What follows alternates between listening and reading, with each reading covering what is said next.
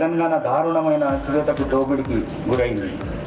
తెలంగాణ రాష్ట్రం ఏర్పడితే తప్ప తమ తలరాత మారదనే వాస్తవాన్ని గ్రహించి ఉవ్వెత్తున ఉద్యమించి జూన్ 2, 2014న స్వరాష్ట్రాన్ని సాధించుకున్నాం.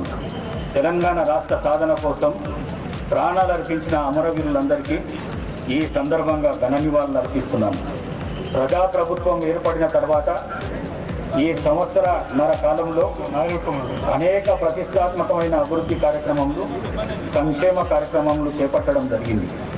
అన్ని సామాజిక వర్గాల ప్రజల ఆకాంక్షకు అనుగుణంగా గ్రామీణ, పట్టణ, నగర ప్రాంతాలకు ప్రాధాన్యతనిస్తూ సమగ్రాభివృద్ధిని సాధిస్తూ తెలంగాణ ప్రభుత్వం ముందుకు సాగుతున్నది.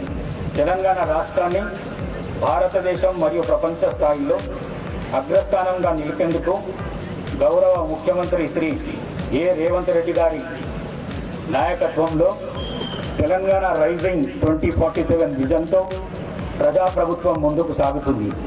తెలంగాణ రాష్ట్ర అభివృద్ధి, ఆర్థిక, సామాజిక, పరిపాలన రంగాల్లో ఆదర్శవంతమైన లక్ష్యాలతో తెలంగాణ రైజింగ్ 2047 విజన్ డాక్యుమెంట్ను రూపొందించినట్టు గౌరవ ముఖ్యమంత్రి రేవంత్ రెడ్డి గారు ఇటీవల జరిగిన నీతి ఆయోగ్ సమావేశంలో వెల్లడించారు.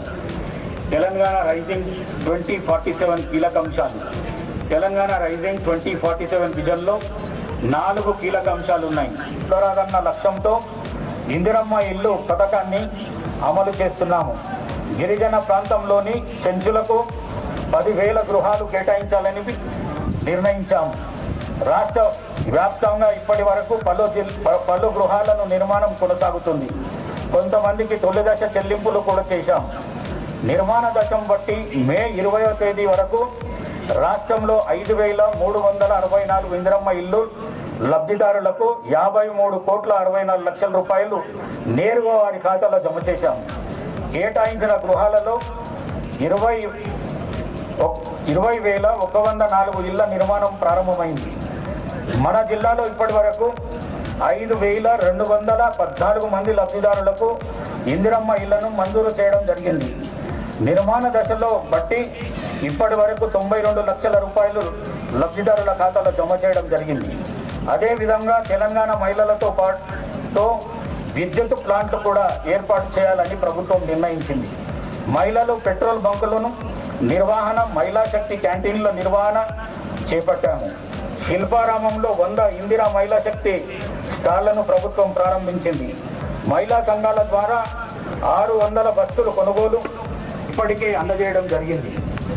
రైతులకు రుణవిముక్తి దేశ వ్యవసాయ చరిత్రలో నిలిచిపోయేలా అధికారంలోకి వచ్చిన కేవలం 8 నెలల్లోనే రాష్ట్రంలో 25,35,964 మంది రైతులకు రుణ విముక్తులను చేసి 20,600 కోట్ల రూపాయలను రుణమాఫీ చేశాం. మన జిల్లాలో 1,358 రైతులకు 849 కోట్ల రూపాయలు రుణమాఫీ చేశాం. రైతు భరోసా పెట్టుబడి సహాయం పెంచి రైతు భరోసా పథకం కింద ఎకరానికి 12,000 రూపాయల ఆర్థిక సాయం అందిస్తున్నాము. రైతు భరోసా కింద రాష్ట్రంలో రైతులకు చెల్లించవలసిన 7,500 కోట్ల రూపాయలు నేరుగా ఖాతాలో జమ చేశాము. మన జిల్లాలో 2,26,253 మంది రైతులకు 213 కోట్ల రూపాయలు రైతుల ఖాతాలో జమ చేశాము. ధాన్యం కొనుగోలు, సన్నరకం వరి ధాన్యము సాగు రైతులకు ప్రోత్సహించేందుకు సన్నరకం ధాన్యానికి క్వింటాలకు 500 రూపాయల బోనస్ను అందిస్తున్నాము. దీనివల్ల రైతులకు అదనపు ఆదాయం చేకూరడంతో పాటు రాష్ట్రంలో సన్నబియ్యం దిగుబడి కూడా భారీగా పెరిగింది. రాష్ట్రంలో మే 15వ తేదీ నాటికి 50 లక్షల మెట్రిక్ టన్నుల ధాన్యము కొనుగోలు చేశాము.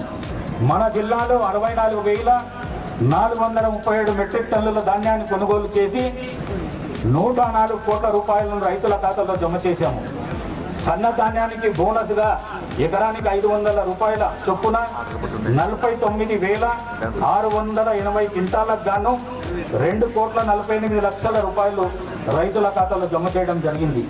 ఇందిరమ్మ ఆత్మీయ భరోసా రైతులతో పాటు వ్యవసాయ రంగంలో కీలకంగా మారిన భూమి లేని వ్యవసాయ కూలీలు ఎదుర్కొంటున్న సమస్యలు కూడా మనకు అసలు అందుకే ఇందిరమ్మ ఆత్మీయ భరోసా పథకం రూపొందించింది. భూమి లేని వ్యవసాయ కూలీ కుటుంబాలకు గతంలో ఎన్నడూ లేని విధంగా ఏడాదికి 12,000 రూపాయలు ఆర్థిక సాయం అందజేస్తున్నాం.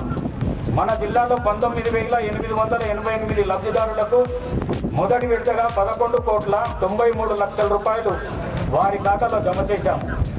ఎస్సీ వర్గీకరణ, సామాజిక న్యాయం, సంక్షేమంతో పాటు సామాజిక న్యాయంలో సైతం తెలంగాణ దేశానికి దిశానిర్దేశం చేస్తుంది. దేశంలో ఎస్సీ వర్గీకరణ చేసిన తొలి